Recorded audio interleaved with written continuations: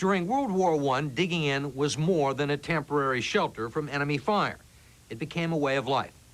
The front lines of the battlefields of Europe were marked by deep and muddy trenches where soldiers waited for the command to go over the top and attack. With the war in a stalemate, thousands of soldiers lived in these hellholes until they were either killed by the enemy or by disease. The horror of trench warfare is next in this episode from the classic documentary series, World War I.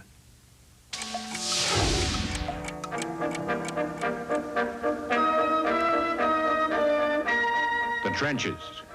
It is the German army that first engraves this fateful pattern on World War I. To hold the ground they gained in the war's first offensive, the Germans dig into the soil of France.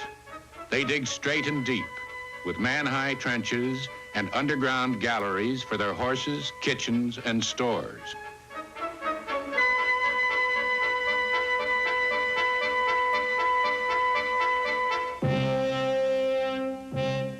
The Allies, running out of ammunition, are also forced to dig to save themselves from the German guns. And no one foresees that this is the shape of things to come. Guns and automatic weapons become fixed in place to cover the enemy front, block every line of approach. War is frozen into a changeless pattern, defying the plans, the obsessions of the generals. Waves of men flung out of their own shelters to find some way through will keep meeting the stubborn barricades of the trenches.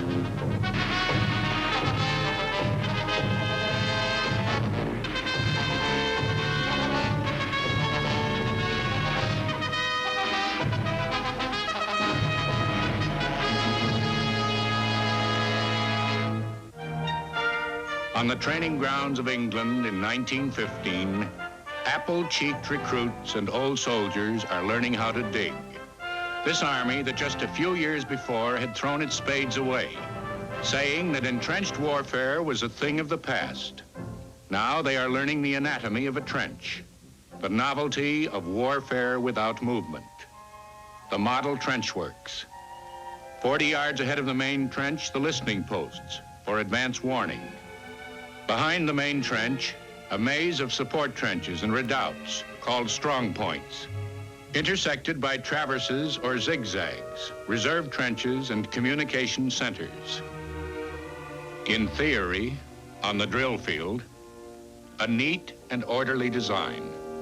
In practice, in France, a disorder of slime, rubble, and mud.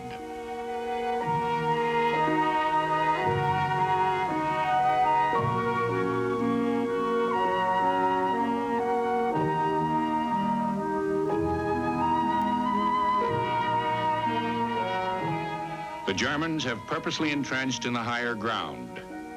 In some sectors, the drainage from their trenches is pumped downhill into the Allied lines. Never before has France seen so much rain. Troops and country folk blame it on the artillery. They say the cannonading has loosened the skies. There is water everywhere, but little to use. Water is weight. And most of what is brought up to the main line, heavily chlorinated, is for drinking and cooking only. It is almost impossible to get rid of what a correspondent calls the great unmentioned fact of war, the smell of unwashed humanity.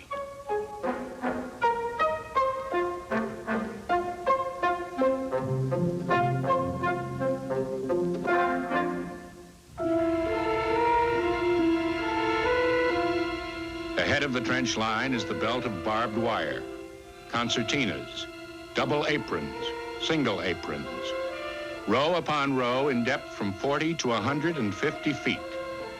Beyond, no man's land, the middle ground between the armies where death takes no holiday. But it has to be crossed by raiders. Generals cannot stand inactivity.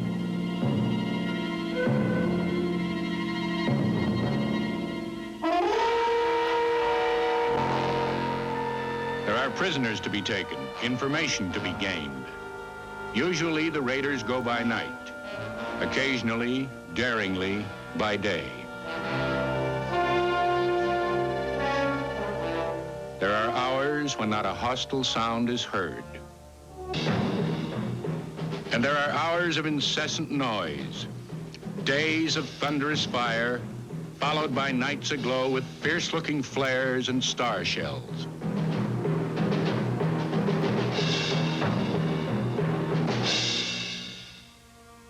An infantryman comes to feel almost an affection for his trench. This is home, enfolding, protecting him. It is when he tries to sleep in his sodden clothing, boots on, rats and vermin crawling, that he reflects on his animal state, and misery closes on him like a shroud. For the wounded, there are no such blessings as plasma and sulfa. Two curses of the trench are shrapnel and shell shock.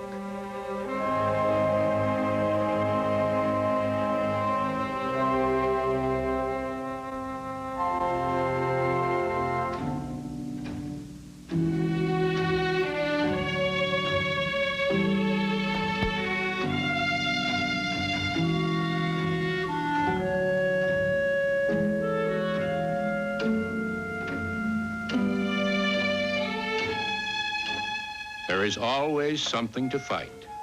The enemy, the cold, ice, mud, and the sheer effort of getting supplies to within even a few hundred yards of the trenches.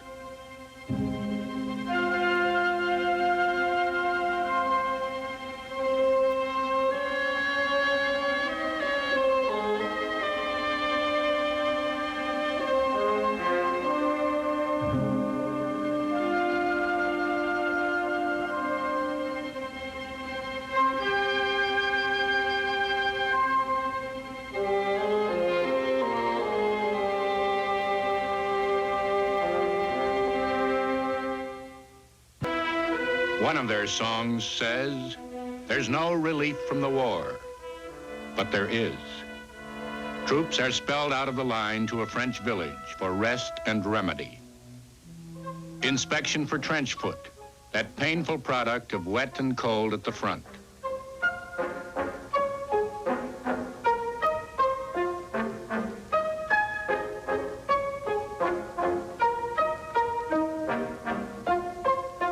Relief means delousing. Immunity will be brief, even after the hottest possible bath. The steam chamber for all clothing. 24 hours later, back in the trenches, they'll all be crawling with lice again, the notorious cooties. And they'll be back with the rats, and no wit of man or training of dog finds any way to eliminate them.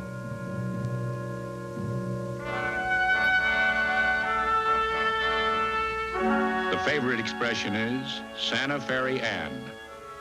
Once it was French. Now everyone understands.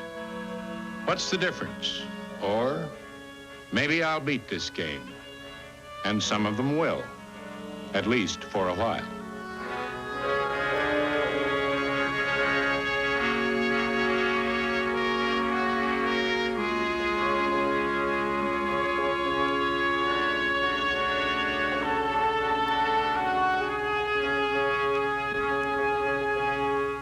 Death and its ornaments. Death is so close, so numerous, that it becomes impersonal. The dead lie unburied for weeks or months in no man's land. And when you reclaim them, the shock of burying your own hits harder than seeing them killed in action.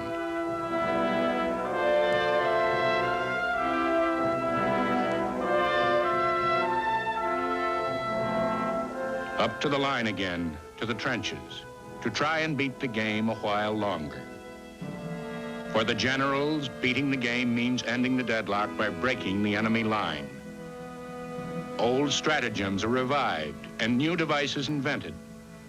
There is sapping, to tunnel in under no man's land, mine beneath the enemy works, and blast a way through.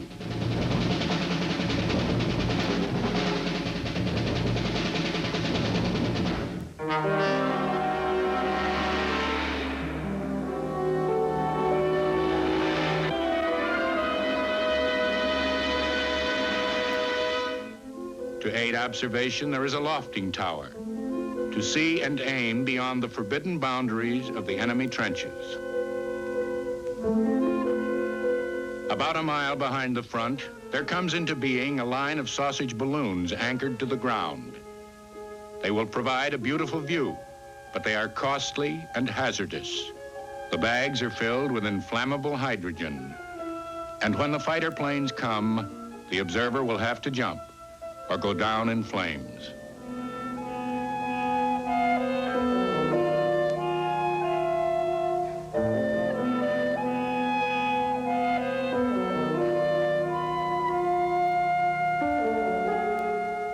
First used only for reconnaissance, military planes now swing over to bombing and strafing.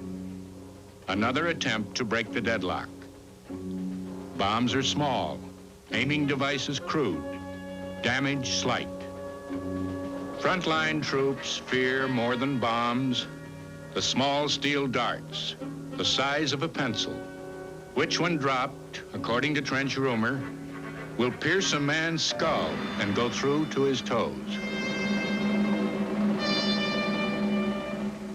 Weird weapons, never before known, not again to be seen, come up for testing. Some are progenitors of arms to be used in future wars. Others look medieval.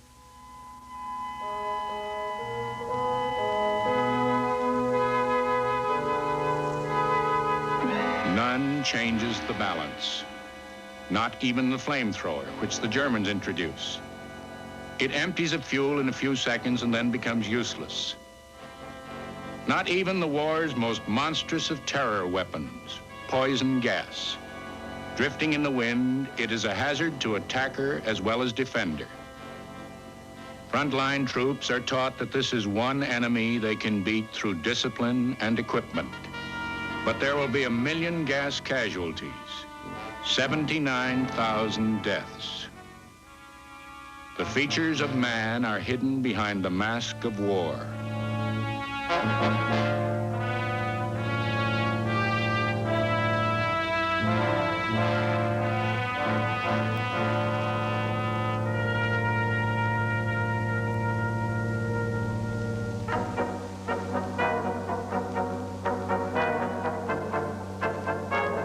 They try armor, body armor, to fend off bullets, or the weapons of older wars, weapons they will hardly have to face.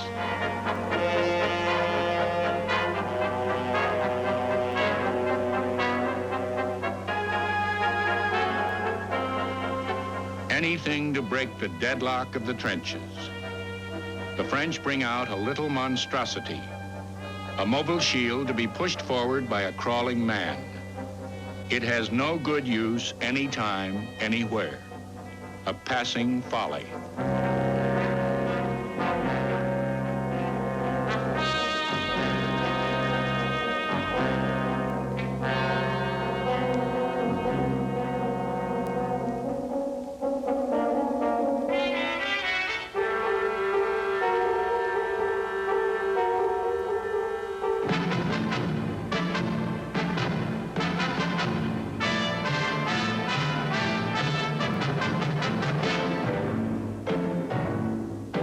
Yet all the while, there is something big going on. In England, men are working on an armored weapons carrier with caterpillar treads. For deception, it is first labeled a water carrier, a label abandoned when sponsors object to being known as the WC Committee. They settle on a different code name, Tank. They are led by Winston Churchill and an Army colonel named Ernest Swinton. All who keep the secret wonder if the tank will justify their hopes. Breakthrough on the Western Front.